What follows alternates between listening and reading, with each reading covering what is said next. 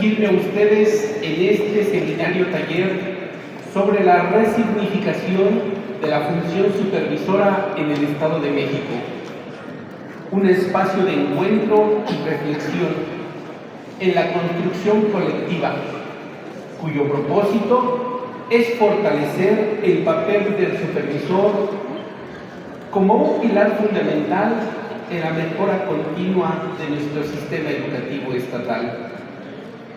La supervisión escolar no es simplemente un ejercicio de control y evaluación, sino una labor estratégica de acompañamiento, asesoramiento y liderazgo pedagógico.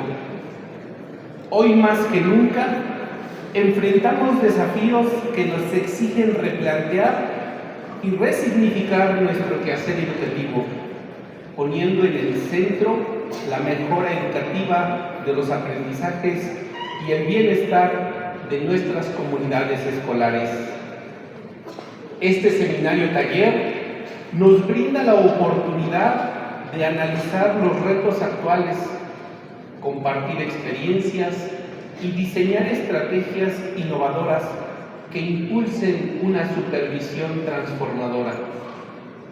Nuestro compromiso debe ser firme: consolidar una supervisión que inspire, motive y brinde herramientas efectivas a las y los docentes para garantizar una educación de calidad y de excelencia, equitativa e inclusiva en todo el Estado de México. Agradezco la presencia de todos y todas ustedes y los invito a participar activamente en este ejercicio de diálogo y construcción de conocimientos. Con el esfuerzo y compromiso de cada uno, lograremos una educación que responda a las necesidades de nuestra sociedad, pero que sobre todo prepare a nuestras niñas, niños y jóvenes para un futuro lleno de oportunidades. Sean todos ustedes bienvenidos y mucho éxito en este seminario taller, para lo cual contamos con la presencia del maestro José Emilio Mejía Mateos, director general de Gestión Escolar y Enfoque Territorial. Maestro José Emilio, bienvenido al Estado de México. Esta es tu casa. Muchas gracias. Buenos días a todas y a todos. Es verdaderamente un placer poder estar con ustedes el día de hoy para compartir algunas de las cuestiones que han estado orientando el trabajo de la Secretaría de Educación Pública y para intercambiar con ustedes estas cuestiones. Primero, un saludo por parte del secretario de Educación Pública, el maestro Mario Delgado Carrillo, y de la subsecretaria de Educación Básica, la doctora Angélica Noemí Juárez Pérez. Debo decir que es verdaderamente impresionante estar aquí ante ustedes, personal de supervisión del Estado de México, lo que da cuenta de la grandeza de este sistema en el Estado de México, la extensión que tiene y sobre todo la composición. Generalmente cuando voy a un evento de este tipo nos piden la semblanza, pero yo creo que trayectorias como las mías son muy comunes aquí, sobre todo en el magisterio. Hay esta idea de desarrollo permanente, de formación continua y sobre todo de un compromiso que de manera constante se pone en evidencia y hace que la educación en nuestro país se desarrolle sobre todo a partir de los territorios concretos, de los territorios específicos, que tiene que ver con algunas de las cuestiones en las que ahora el personal de supervisión tiene que, pensamos nosotros, hacer un proceso de reflexión. Entonces, lo que yo pretendo hacer ahora forma parte de la experiencia de trabajo que hemos tenido y también de recuperar en eventos como de este tipo la voz de las supervisoras y los supervisores.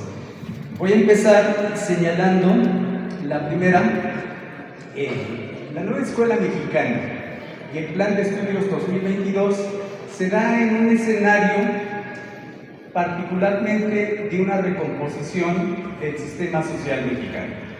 No es algo que surja al margen de todas estas transformaciones y sobre todo de la aceptación de una propuesta de nación que desde 2018 se hizo al pueblo de México y que pudo concretarse con la llegada del presidente Andrés Manuel López Obrador en ese año y que posteriormente tiene continuidad cuando la actual presidenta, la doctora Claudia Sheinbaum, resulta también por decisión popular, resulta ser electa como la presidenta actual de nuestro país.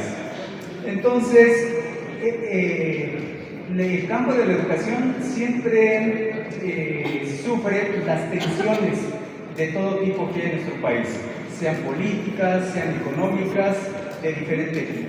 Entonces, esta transformación, la nueva escuela mexicana, surge dentro de todo este contexto de transformación que en el sexenio pasado se le llamó la cuarta transformación y que ahora se llama construir el segundo piso de esta cuarta transformación, en algo que es fundamental, que tiene que ver con la transformación de la vida pública del país.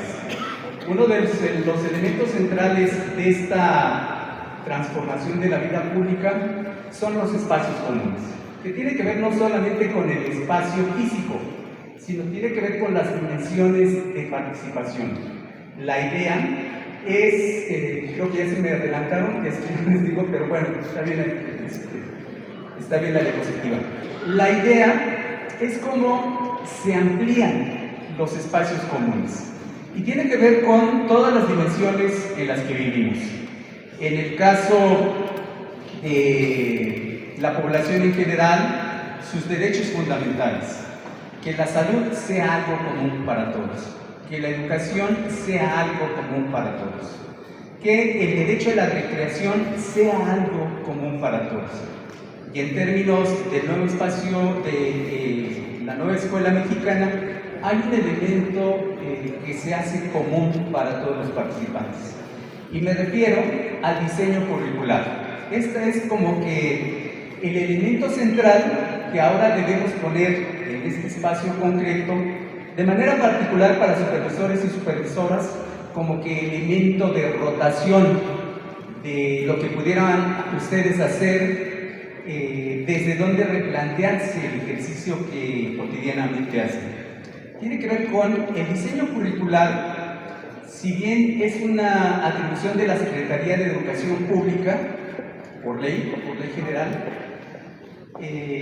ahora hay ya una participación también de las maestras y los maestros a través del codiseño. El Plan de Estudios 2022 tiene dos momentos de concreción curricular. Una es el programa sintético, que es un programa nacional y que le corresponde a la Secretaría de Educación Pública su emisión. Y se da a conocer a través del diario oficial de la Federación.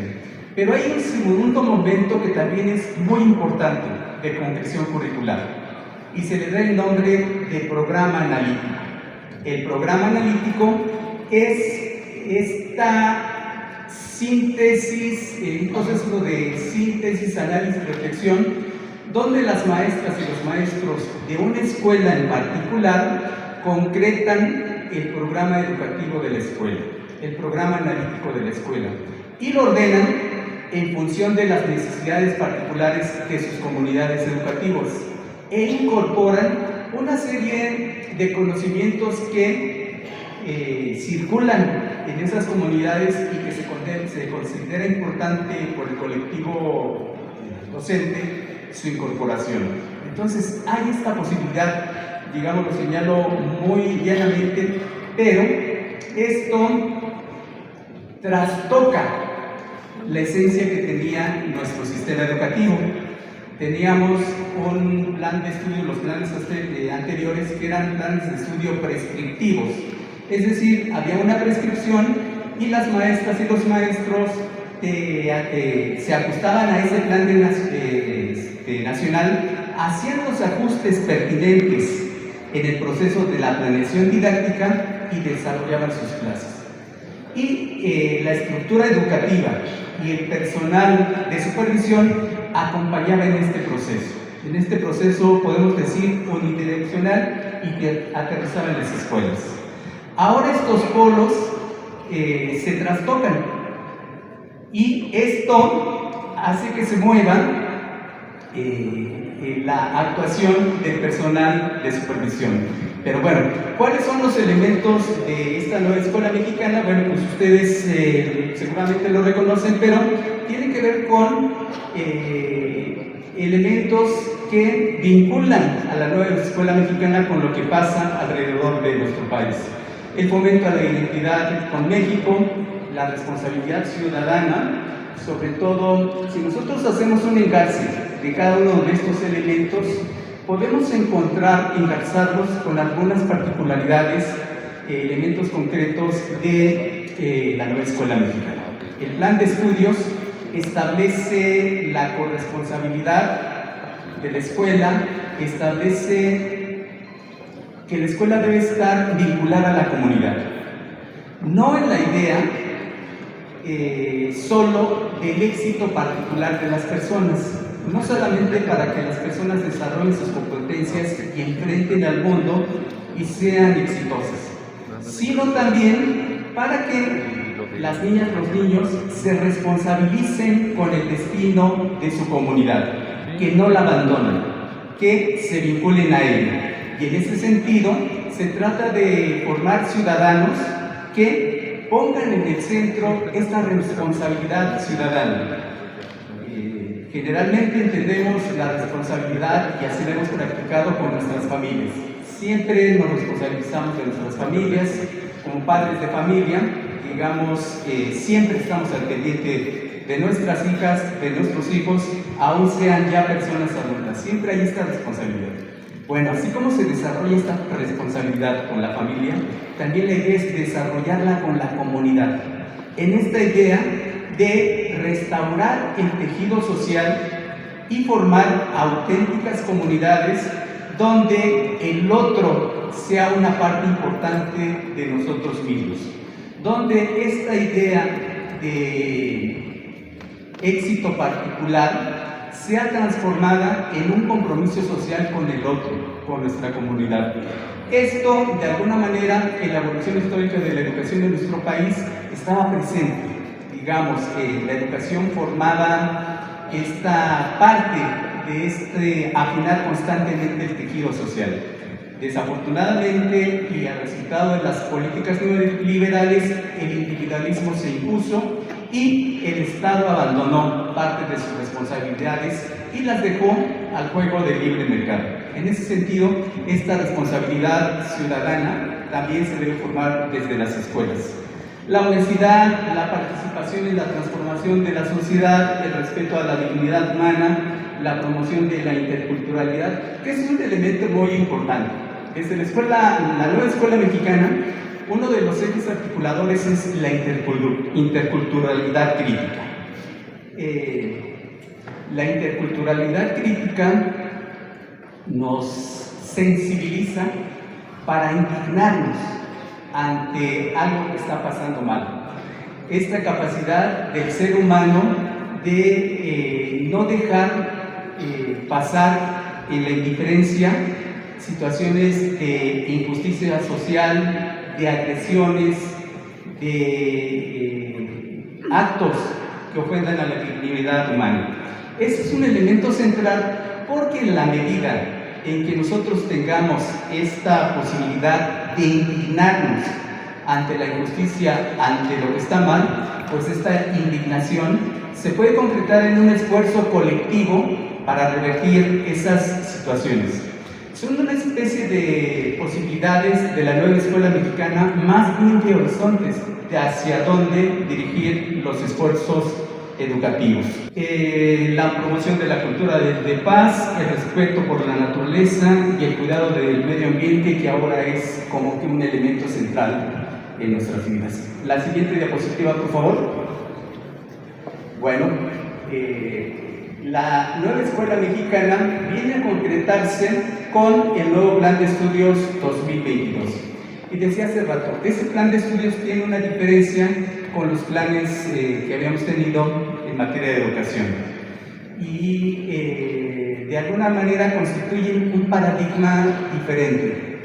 Este paradigma diferente parte de un elemento que en la administración pasada se le llamó humanismo mexicano.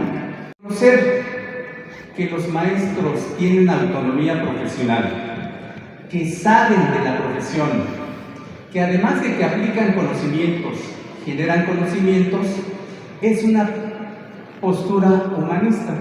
Podemos decirlo también incluso en términos epistemológicos.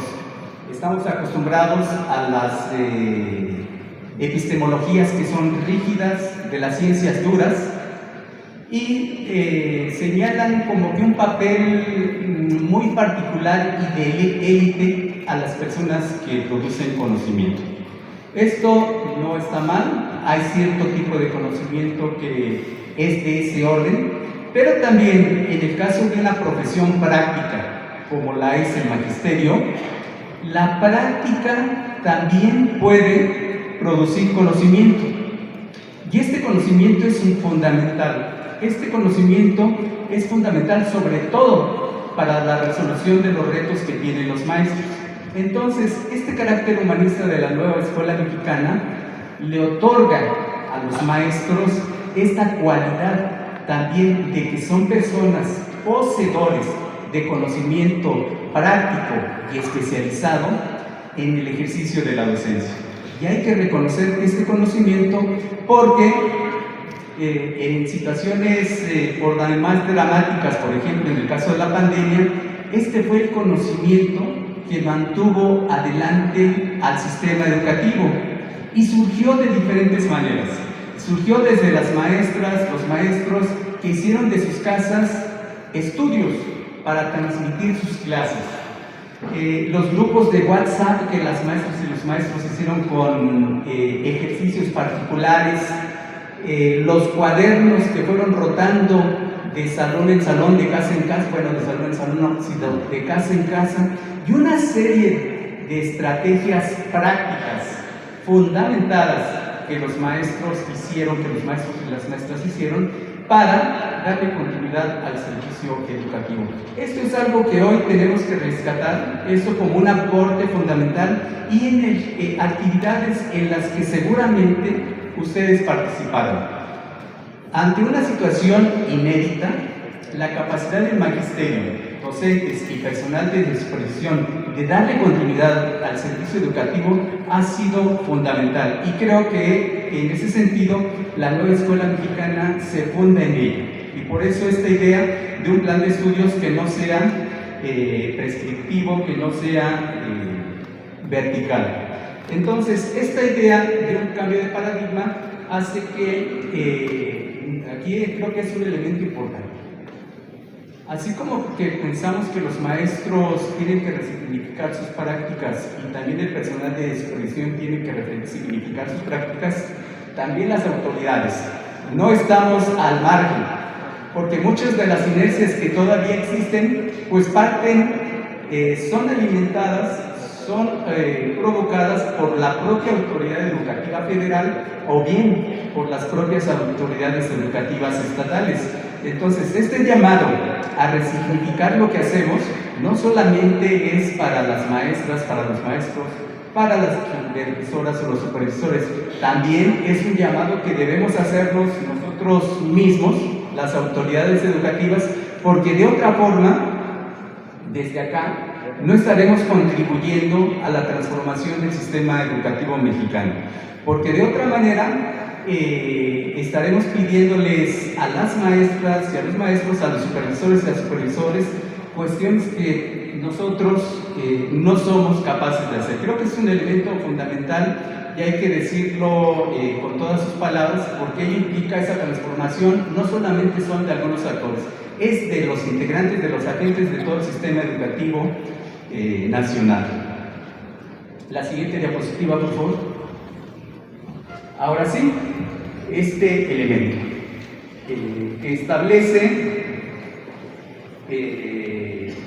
digamos, yo hablaba, soy maestro de historia, y en el caso de la historia hay un escritor, Riquet, que habla del trastocamiento del tiempo, que en realidad el tiempo, pues tenemos una idea convencional del tiempo, pero en realidad el tiempo se trastoca, a veces conviven cuestiones con tiempos diferenciados, etc. En el caso del currículum, hay un trastocamiento del currículum. Durante años y años, desde que nos formamos, pues estábamos en esta idea de la preeminencia de los planes de estudio. Y el plan de estudio allí estaba y era para seguir. Y sí teníamos cierta capacidad de ajuste, y que era en la parte de la planeación. La planeación ahí era el ámbito en el que las maestras y los maestros interveníamos, y en ese sentido, por eso somos tan especialistas en las didácticas. Si nosotros damos continuidad a esta idea de la ampliación del diseño curricular como un espacio común, vamos a hacer que nuestros maestros también se especialicen en una forma de diseño curricular práctica, muy concreta y necesaria en cada una de las escuelas. Entonces, el eje que teníamos anterior era un que ustedes lo conocen perfectamente porque han vivido en él durante mucho tiempo. Ahora el planteamiento es diferente. Decía, hay un programa de la SEP, el programa sintético, y hay un currículum deliberativo, es decir, un currículum en el que intervienen no solamente las maestras y los maestros, un currículum en que ustedes también pueden intervenir por esa cercanía que tienen con las escuelas, por ese conocimiento que tienen de las escuelas, de sus maestros, de las comunidades, pero además intervienen también las propias comunidades y sobre todo una parte muy importante de la comunidad que son las niñas y los niños. Las niñas y los niños son sujetos plenos, pensantes y tienen intereses. Una de las recomendaciones que hace el plan de estudios es el trabajo por proyectos. Y en el trabajo por proyectos es fundamental la participación de las niñas y los niños, de las y los adolescentes, sobre todo porque deben de partir de sus propios intereses. Es un elemento muy importante. Yo en algún momento, siendo maestro de historia en una secundaria en Iztapalapa, muy cerca de Ciudad Nezahualcóyotl, por ahí por la Pantitlán, trabajaba en un vespertino y tenía en uno de mis grupos un alto grado de reprobación. Y el jefe de clase, en algunas entidades, no sé si en el Estado de México todavía haya jefes de clase, en la Ciudad de México existían jefes de clase. Y entonces él lo que me pedía es que no reprobara a tantos alumnos. Es decir, ahí el elemento fundamental era cumplir un criterio. Este tipo de acompañamientos de carácter más de tratar de maquillar las cifras, ahora ya no funcionan en la nueva escuela mexicana, porque no se trata de solo mantener estándares, reconociendo las particularidades que tiene nuestro país, la diversidad. En el Estado de México, creo que son, no tengo el dato exacto, pero son más de 100 municipios, me parece.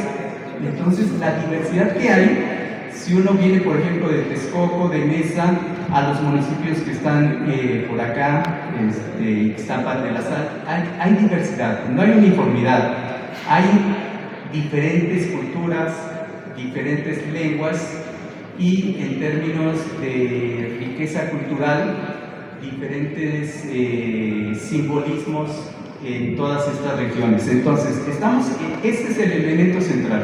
El plan de estudios permite ahora una participación importante de maestras y maestros.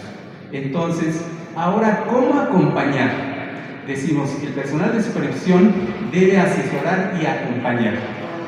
Seguramente muchos de ustedes han intentado buscando formas y les ha sido como que muy tersa esta transición.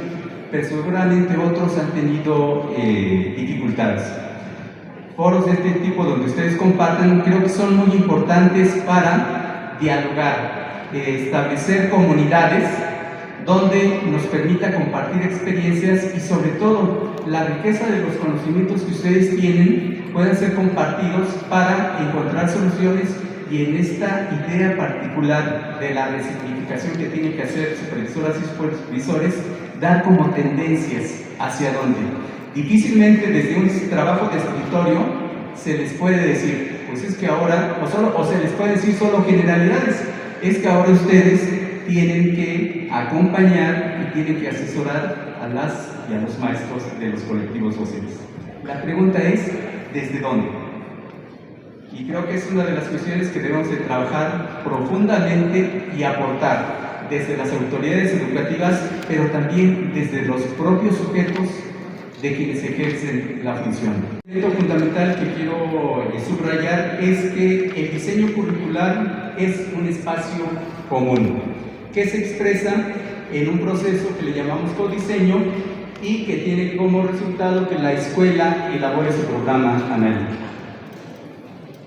Veníamos de esta idea de un currículum prescriptivo, donde decía hace rato había un plan y programas ya establecidos, había una gestión institucional establecida para que este plan tuviera cumplimiento.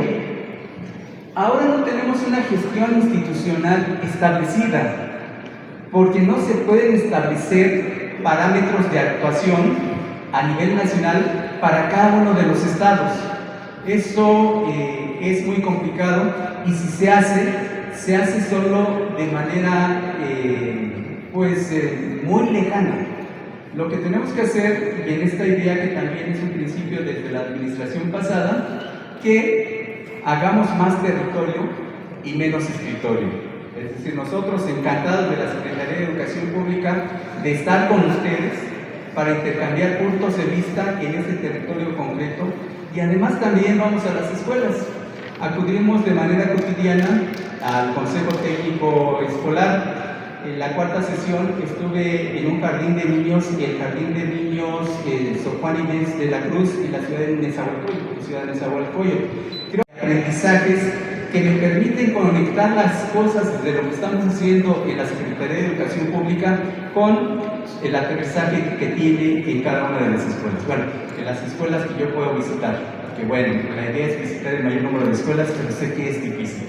Entonces, en esta idea, acercarse al territorio es fundamental. Entonces, una gestión, digamos en términos de nosotros, ¿qué pediríamos del personal de supervisión? Acercarse a los territorios, acercarse a las escuelas. Pero aquí también hay una complicación. Hay una complicación porque platicaba con una investigadora de Veracruz el día de ayer, y en el caso de las escuelas multigrados, pues hay supervisores que tienen hasta 40 escuelas. ¿Cómo acercarse? ¿Qué hacer? Digamos, no les podemos decir que vayan a ir a las escuelas porque o andan en las escuelas o atienden los requerimientos administrativos que el propio sistema educativo les está demandando. Entonces, aquí, ¿qué es lo que tenemos que hacer? El plan de estudio señala que necesitamos hacer adecuaciones administrativas de manera conjunta, la autoridad con los supervisores, los directores, para que en las escuelas la mayor parte del tiempo las maestras y los maestros las dediquen a actividades que tienen que ver con la enseñanza, con la planeación de sus actividades docentes, con la evaluación de sus alumnos. Esta es la idea central. ¿Cómo hacerlo? Es el reto que nos involucra a todos. Y aquí reitero nuevamente, los consejos técnicos en muchas entidades funcionan como las ventanillas. En las entidades hay ventanillas o formas donde baja información a las escuelas. Y en los consejos técnicos, lo primero que hacen los maestros, porque así se lo pide la autoridad, es que revisen todas esas series de indicaciones, que tienen que ver con asuntos de gestión, que son importantes. Pero hay formas de cómo hacerlos más sencillos y cómo solo los desarrollan las personas que lo deben de resolver. ¿Cómo hacemos para que este tipo de situaciones no absorban el tiempo de las maestras y los maestros y puedan dedicar más tiempo a dialogar entre ellos, a hablar de los problemas que tienen que resolver de manera cotidiana en las escuelas, a ver los problemas que tienen a la hora de dar clase, a ver las situaciones que presentan niñas y niños y resolverlo de manera colectiva. Esa es la idea. Entonces, esta idea del currículum prescriptivo a la que estábamos acostumbrados tenía su razón de ser, porque aquí sí quiero contrastar sobre todo un elemento del humanismo de la nueva escuela mexicana y la forma en que se miraba a los maestros en otras perspectivas. Reitero, en el caso de la nueva escuela mexicana del plan de estudios, se miran los maestros como sujetos que poseen capacidades, conocimientos, experiencias y que resuelven los problemas prácticos de la enseñanza. A través de su trayectoria, desde la formación inicial, la formación continua y sobre la propia práctica que han tenido a lo largo de su trayecto, se convierten en auténticos profesionales de la enseñanza.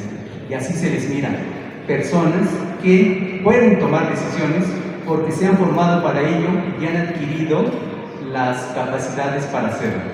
En el caso de los planes anteriores, se les veía a los maestros y a las maestras como meros instrumentadores de técnicas. Cuando yo era maestro, estaba muy de moda este asunto de la programación por objetivos. Y yo planeaba mis clases en mis prácticas y cuando iba allá a la primaria, los objetivos generales, objetivos particulares, objetivos específicos y las actividades concretas y la forma en que iba a evaluar. Esto era una práctica conductista, donde los maestros lo único que teníamos que hacer pues era hacer nuestra planeación y aplicar las técnicas como estaban establecidas. Pero resulta que el mundo de la práctica no es así. En el mundo de la práctica hay contingencias, hay situaciones que se tienen que resolver en el momento. Y hoy esto se reconoce. La siguiente diapositiva, por favor. Bueno, esto lo recupero de un libro de una lectura de Ángel Pérez Gómez, donde en una lógica, en una racionalidad técnica, hace una comparación entre las concepciones que hay sobre la formación de docentes. En un esquema más o menos generalizado, él habla de dos concepciones, la del técnico especialista y la del práctico autónomo. El técnico especialista, sostiene Ángel Pérez Gómez, aplica con rigor las reglas que se derivan del conocimiento científico y aplica las técnicas que en términos de la docencia estaban establecidas y a partir de ahí podía desarrollar su actividad docente. Por el contrario, el práctico autónomo es un artista que reflexiona, toma decisiones y crea durante su propia intervención. Piensen ustedes en la diferencia cualitativa entre estas dos concepciones, de cómo se mira al maestro, cómo nos han mirado, cómo se nos puede mirar.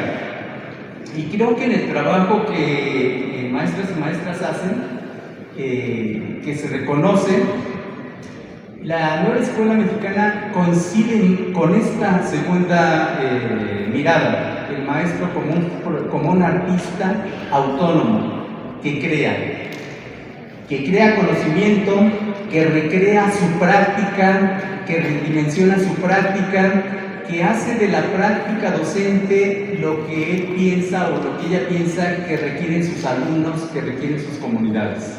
Esta es una idea muy importante y en términos del humanismo mexicano es la que orienta la nueva escuela mexicana. Y aquí, esto lo recupero del plan de estudios y me parece que es fundamental.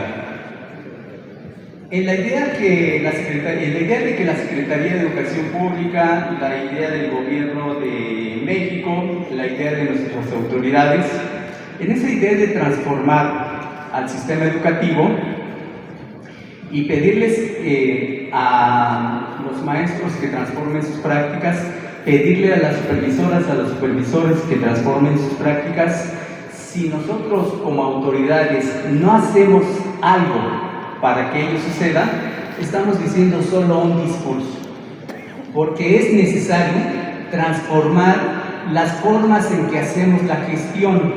Hay elementos que son centrales en la gestión, y creo que ustedes saben perfectamente que hay procesos que deben de tener tramos de control muy estrictos, porque son necesarios. Voy a poner un ejemplo: los casos de violencia que se puedan generar en las escuelas, los casos de acoso escolar, de violencia sexual, de maltrato escolar. Ahí sí tiene que haber un trayecto muy efectivo, un trayecto de control muy preciso, muy estricto, porque de ello depende la vida y el bienestar de las niñas, los niños y los adolescentes. Y esto es el interés superior de la niñez.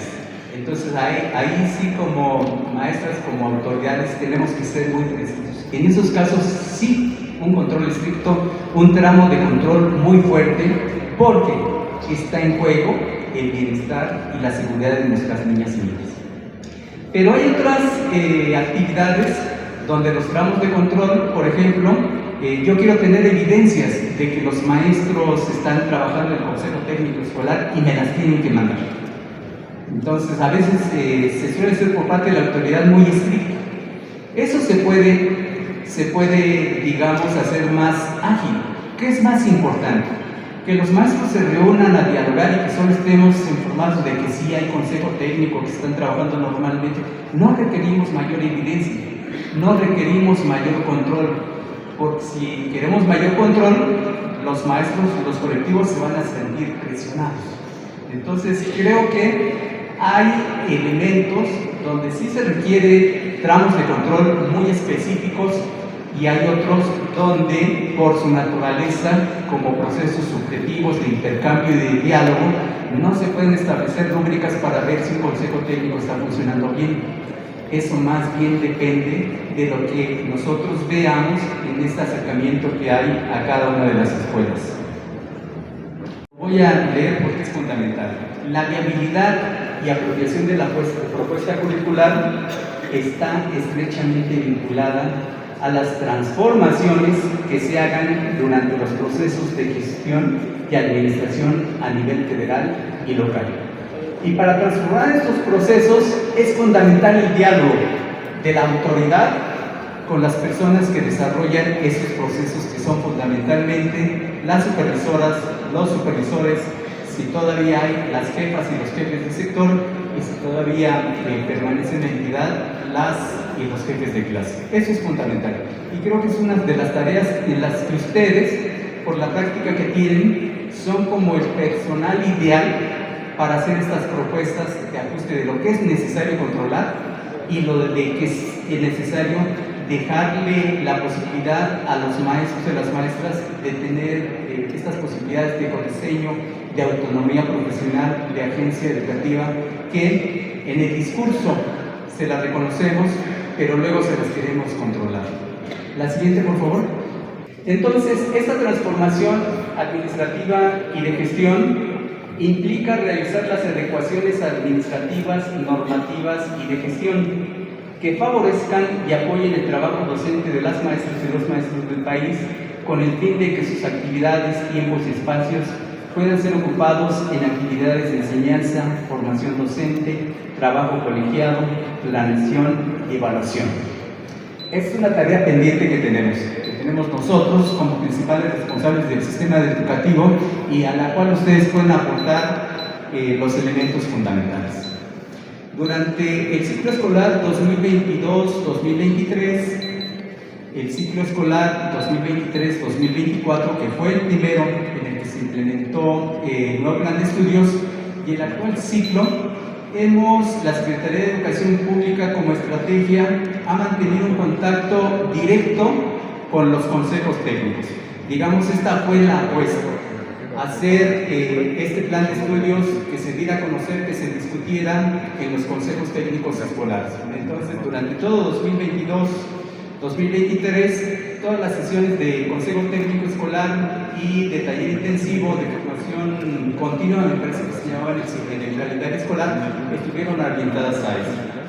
Posteriormente, ya con la implementación, le dimos una segunda vuelta a todos esos procesos de acercamiento a los conceptos, a las estrategias, a las metodologías de la nueva escuela mexicana que siguió esta lógica.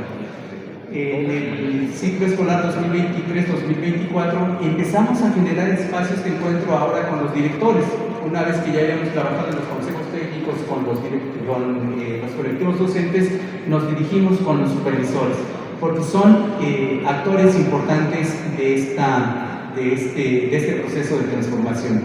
Y este trabajo se ha intensificado, pero no es suficiente. Tenemos que establecer de manera particular en cada una de las entidades ese trabajo de cómo hacer esta transformación de gestión que permita, reitero, que maestras y maestros dediquen la mayor parte del tiempo a los procesos de enseñanza, de planeación, de evaluación, de la acción cotidiana que tienen con sus niñas y con sus niños.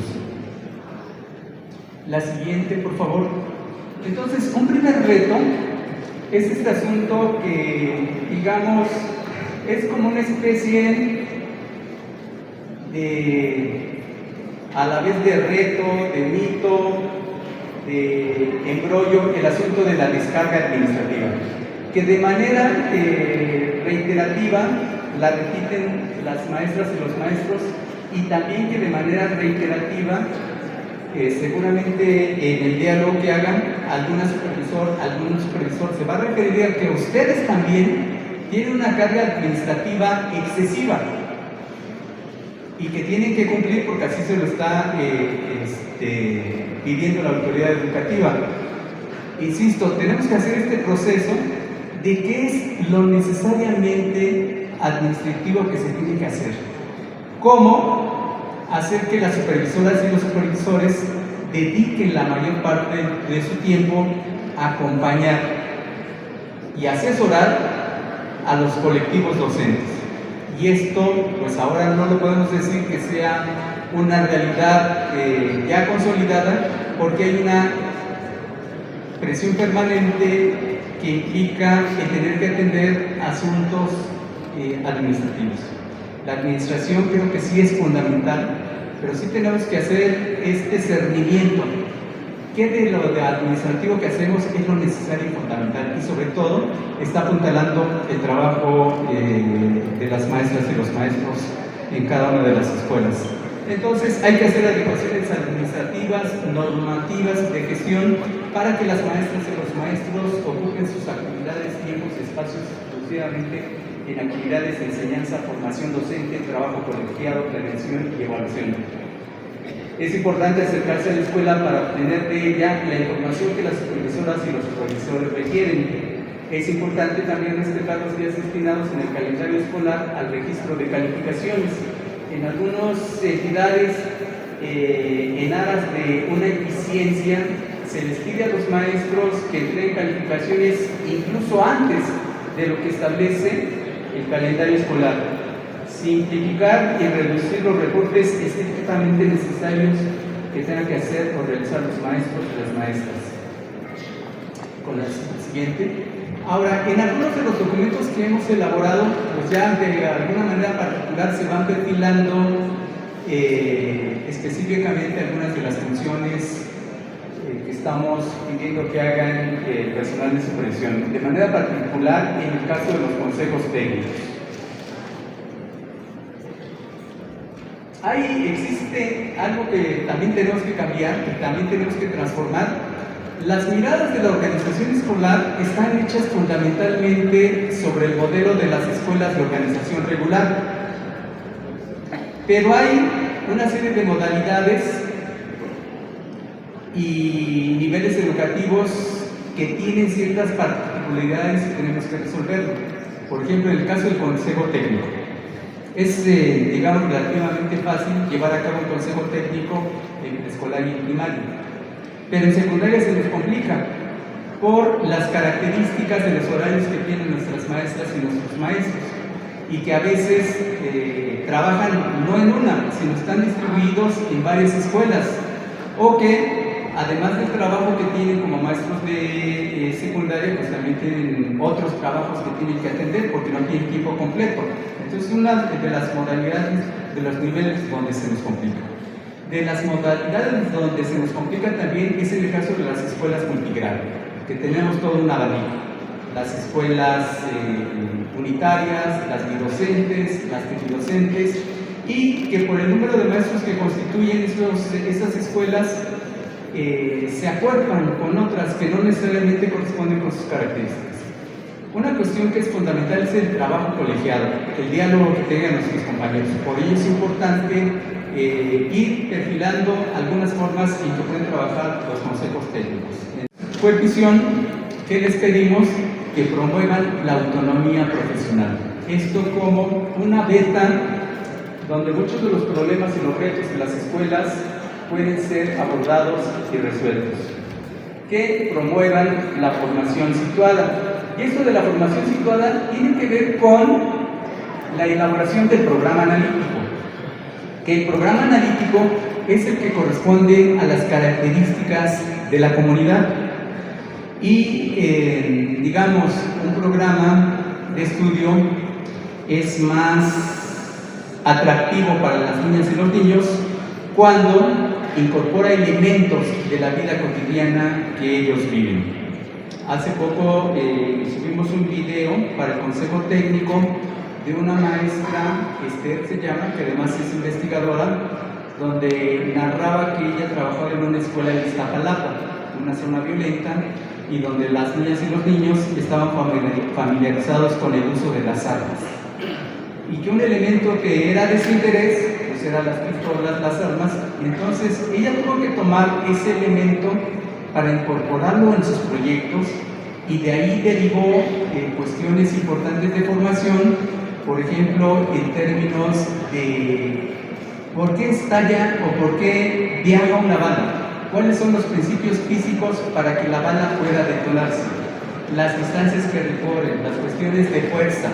Entonces empezó a incorporar elementos, primero, contenidos del propio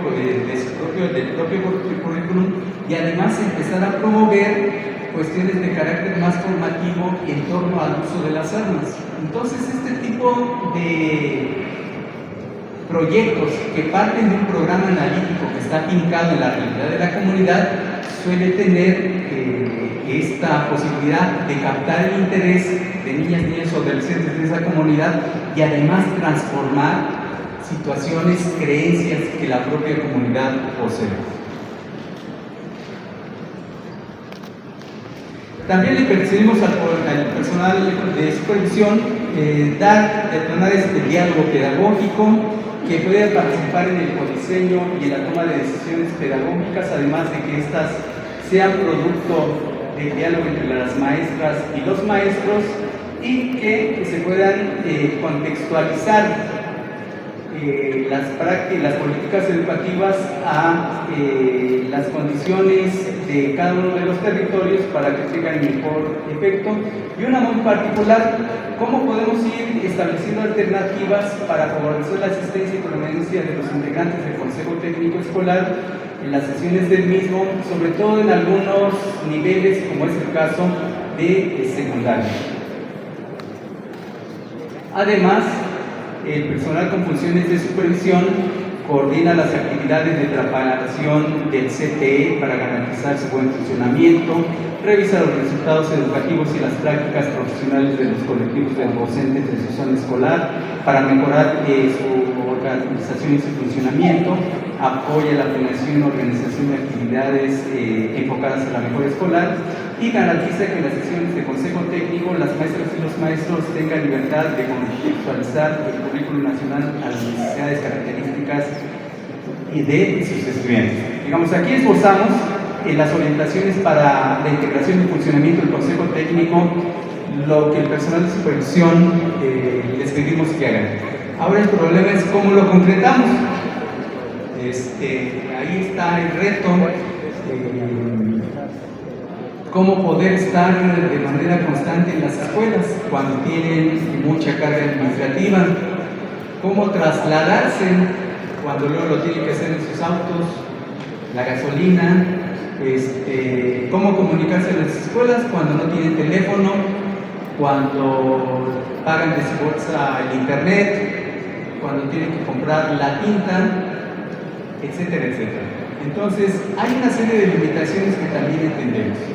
Y que en esto, pues aquí yo siempre quiero referir a mis colegas de la Autoridad del Estado de México, empezar a ver cómo podemos contribuir a que este trabajo de acercamiento, este trabajo en territorio, efectivamente pueda ser realizado.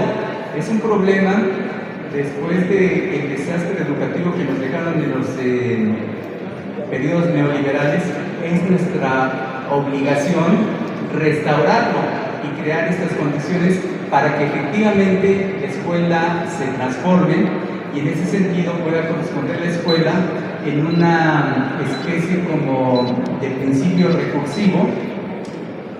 La sociedad transforma la escuela, pero la escuela también transforma la sociedad.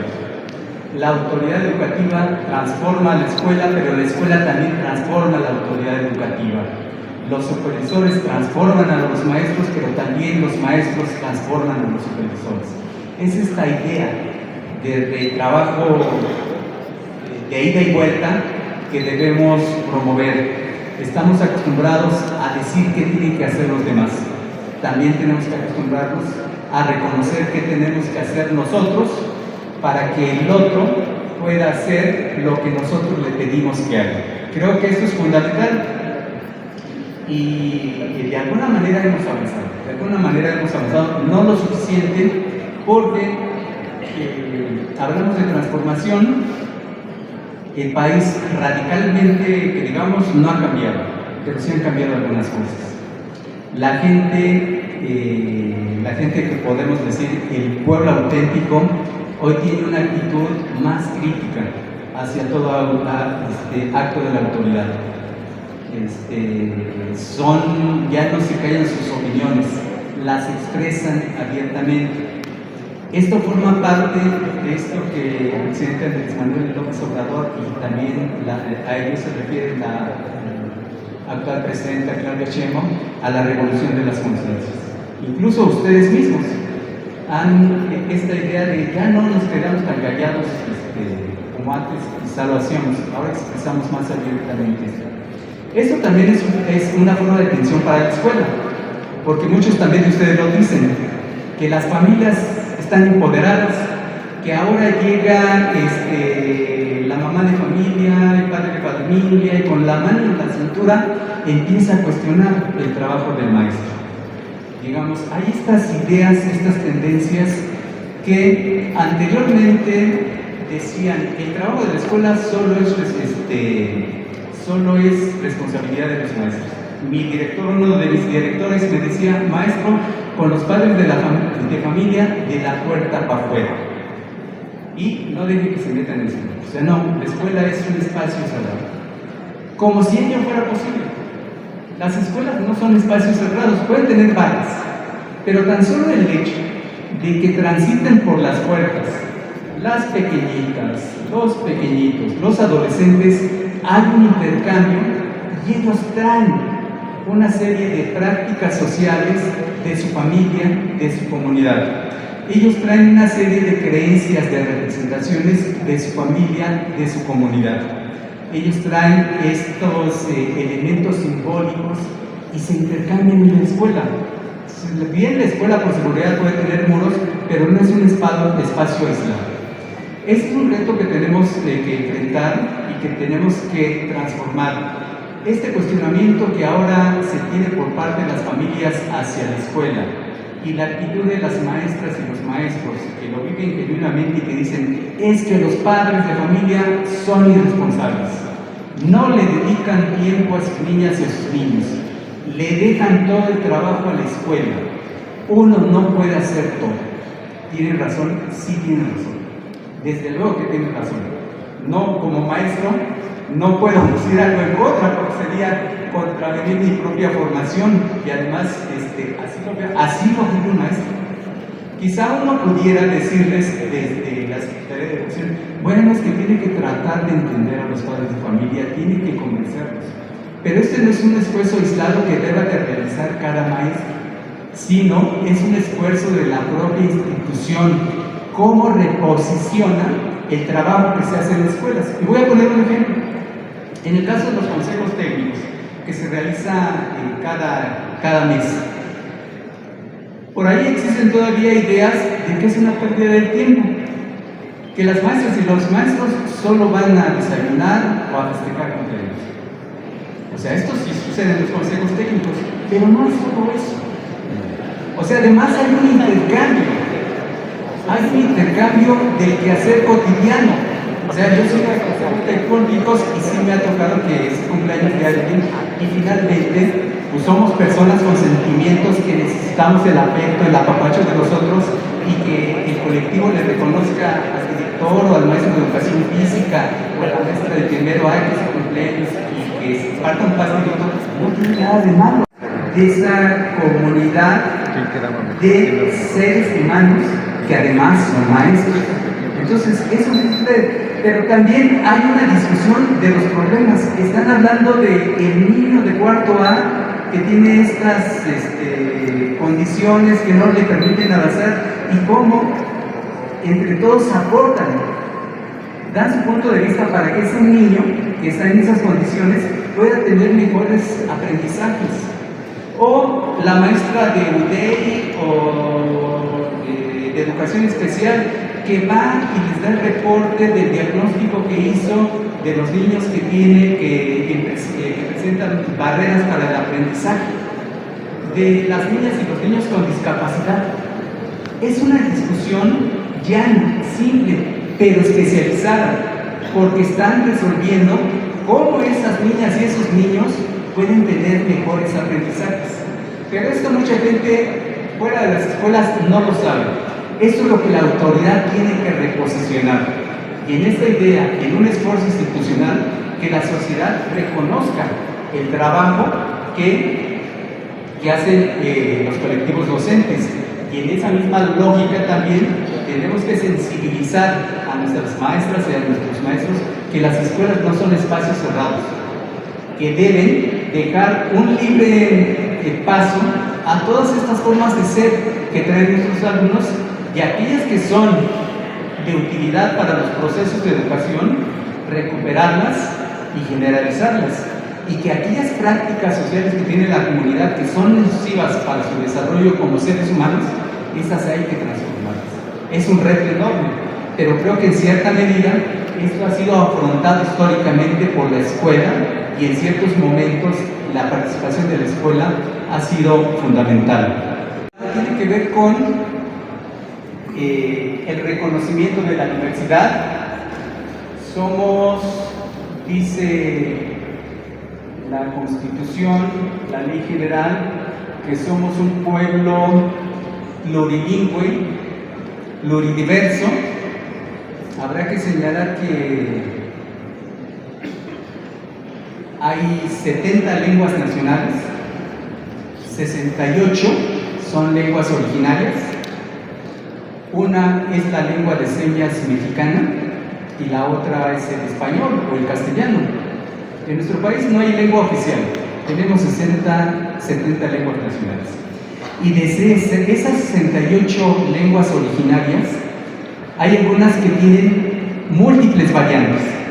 O sea que hay una forma de lenguas múltiples. Ahora entendiendo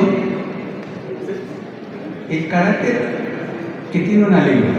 Una lengua no es solo la forma de hablar, sino en una lengua subyace una forma de comprender el mundo, una forma de explicarse el mundo.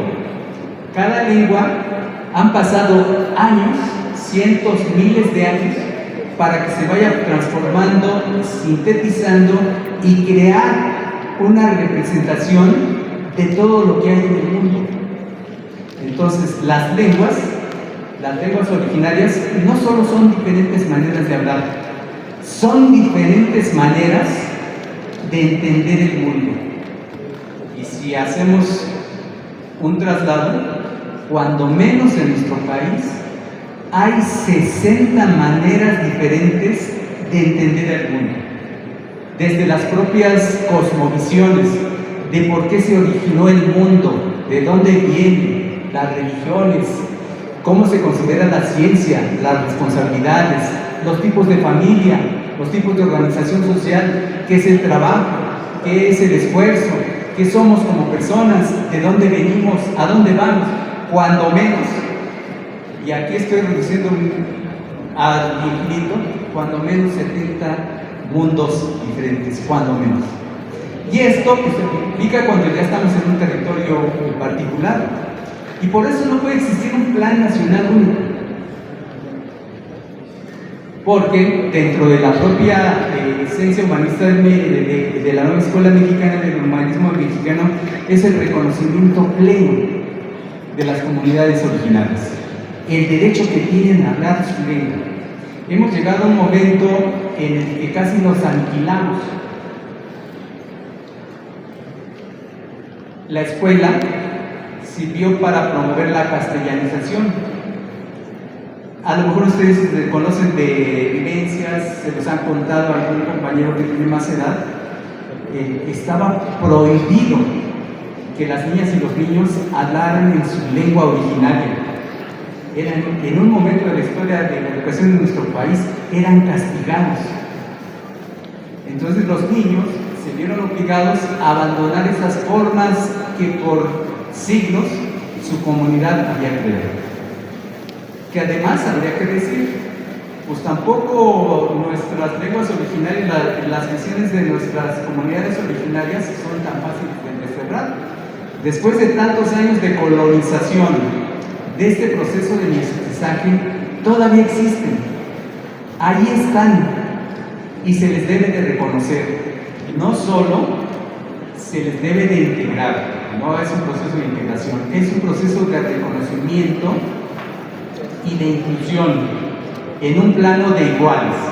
Pero como ellos no tienen las mismas condiciones de la mayoría de la población, aquí hay políticas de discriminación positiva, donde en esta idea también humaniza que por el bien de todos, primero los pobres, y diciendo por el bien de todos los mexicanos, pero sobre todo de las comunidades originarias, hay que tratarlos, hay que reconocerlos, hay que garantizar sus derechos plenos.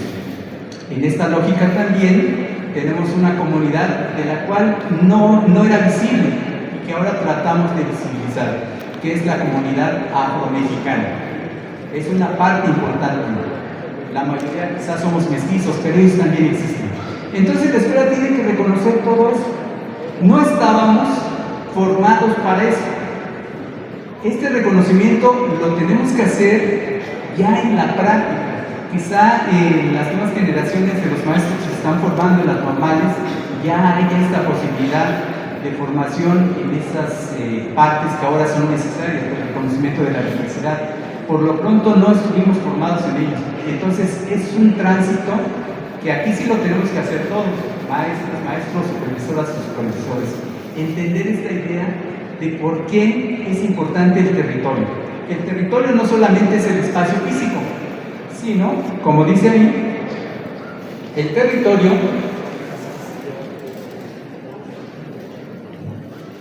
es una conformación no solamente del espacio, sino también tiene expresiones materiales, como pueden ser las personas, como puede ser la vegetación, como puede ser el relieve. Tienen expresiones subjetivas, como las formas de pensar de las personas, tienen representaciones simbólicas, y entonces sí, al compartir estas características se va delimitando territorialmente y geográficamente. En el Estado de México debe haber infinidad de territorios, de zonas culturales. Me atrevo a decir, por ejemplo, que los mazahuas pues tienen características propias y que puede ser que se delimiten por municipios, pero va más allá, tienen que ver con prácticas. Ya hay otras comunidades que expresan esas condiciones. Entonces, en el caso particular de las escuelas, la comunidad es este elemento no solo territorial, sino también simbólico, también material, también de usos y costumbres, que tiene que ser mirado en esa dimensión por la escuela. En el territorio existen formas de convivencia, existen culturas y existen nuestras niñas, nuestros niños y nuestros adolescentes. Entonces la escuela tiene batas que intentan ser como que barreras, pero en realidad son barreras por otros, porque ya dije que estas normas, estas formas de convivencias, culturas, cuando entran las niñas y los niños también ellas entran. Entonces, en este enfoque territorial, la comunidad es el núcleo integrador de los procesos de enseñanza y aprendizaje. Las comunidades son entidades materiales y simbólicas. Bueno, existe un programa sintético a nivel nacional, pero debe existir un programa de la escuela que reconozca su rostro, que reconozca sus características, que reconozca sus necesidades. Y es perfectamente válido decir que pues existe un programa sintético a nivel nacional, pero existen tantos programas analíticos como escuelas existen en nuestro país, porque aunque una escuela esté cerca de otra, siempre tienen diferencias y la composición de los sujetos que allí acuden siempre tiene sus particularidades. No olvides suscribirte a mi canal y sígueme en mis redes sociales. Me encuentras como Balbás Academic en Twitter, en Instagram y claro, en YouTube. En Facebook me encuentras como Balbás Academic JC. Si tienes alguna idea de algún tutorial, házmelo saber en los comentarios. Y comparte este video para que llegue a más personas. Y no lo olvides, nos seguimos acompañando en este camino. Gracias.